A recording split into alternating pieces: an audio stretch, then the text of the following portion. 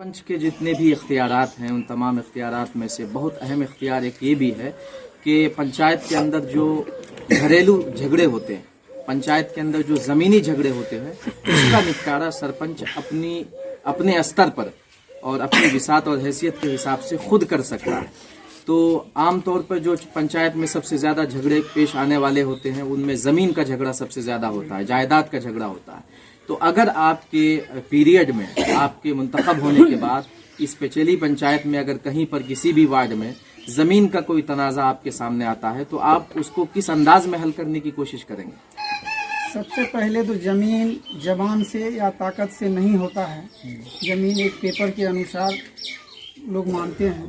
Paper जिनका right बोलेगा उनके हक में फैसला होगा, किसी का दबंगी नहीं चलेगा। हमारी पीरियड में अगर अल्लाह चाहा तो हर किसी के लिए एक जैसा मेरा सोच रहेगा, चाहे वो कोई बहुत बड़ा ये ज़मींदार का फैमिली हो, सबसे गिरे हुए कमज़ोर फैमिली हो, सबके लिए मेरा एक इंसाफ होगा। जो पेपर बताएगा, जो सही जिसका पेपर बताएगा उनके हक में फैसला होगा। उसके लिए कोई भी ये नहीं है कि किसी के सपोर्ट करने का, बिल्कुल जो सच्चाई रहेगा वही होगा। आमतौर पे जो उम्मीदवार होते हैं, चाहे वो मुखिया के उम्मीदवार हो या सरपंच ओहदे के उम्मीदवार हो, वो मुंतखब होने के बाद पक्षपात वाला हिसाब किताब करते हैं कि उसने हमें वोट दिया तो उसका फेवर करना है, उसने वोट नहीं दिया तो उसकी मुखालिफत करनी है। कहीं अगर कोई वोट ना देने वाला शख्स किसी मुसीबत की जद में आ जाए तो आपका उसके साथ कैसा रवैया रहेगा? इंशाअल्लाह ऐसा मेरा दिल में सोच भी नहीं आएगा।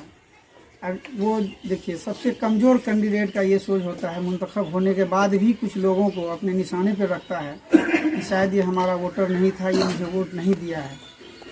वहाँ सभी का वो प्रतिनिधि होगा, जीतने के बाद वो पूरी पंचायत का पब्लिक ने उन्हें वोट दिया तब जाके वो जीता है। आपके कहने का मतलब है कि आप मुंतखब होने के बाद पंचायत के हर एक राय दहंदगान, हर एक वोटर जो है आपके लिए एक मान एक समान रहेगा इंशाअल्लाह।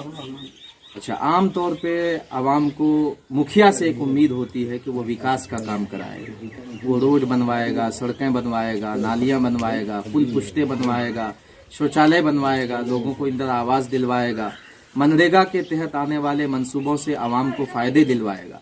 लेकिन सरपंच से सिर्फ एक ही उम्मीद होती है कि अगर उसके घर में, उसके भाइयों में, उसकी बीवी से किसी किस्म का कोई झगड़ा हो गया है तो सरपंच इंसाफ के साथ जो है उसके झगड़े को हल कर दे, उसको इंसाफ दिला दे।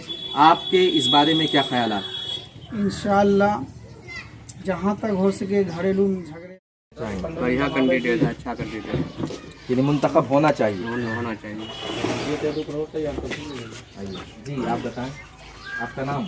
मेरा नाम मोहम्मद एहसान है। जी, क्या कहेंगे आप अपने उम्मीदवार जनाब सरपंच के उम्मीदवार अब्दुल हक साहब के बारे में? क्या ख्यालात हैं आपके? बहुत अच्छा सोच लेकर के वो खड़े हुए हैं। अच्छा, अपना गांव का जो है कि पंचायत का बहुत सारा ऐसा काम है जो गलत रूप से होता है, इंसाफ नहीं मिलता है, ये सब चीज़ को देखते हुए वो पक्षपात से काम लिया जाता है कि इस बार हम खड़े हैं, सब पब्लिक हमको जिताए और सबका हक और इंसाफ दिलाएंगे। और बहुत अच्छा एक पढ़े लिखे भी अच्छी सोच के हैं। अच्छा, मेरा सभी से उम्मीद है कि उसके साथ चलिए जी आप फरमाएं, क्या ख्यालात हैं आपके सरपंच के उम्मीदवार के लिए? सबसे बड़ी बात ये है, जोर से बोलिए। हाकिम बनने के लिए तालीम होना जरूरी है। जी।